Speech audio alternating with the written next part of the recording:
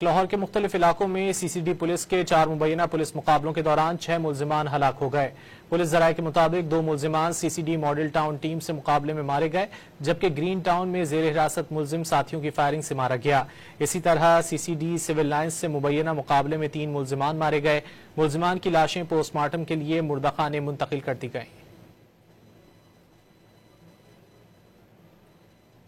Police जराये के मुताबिक 2 मुलजिमान CCD model town team से मुकाबले में मारे गए, जबकि ग्रीन टाउन में जेर हिरासत मुलजिम साथियों की फायरिंग से मारा गया।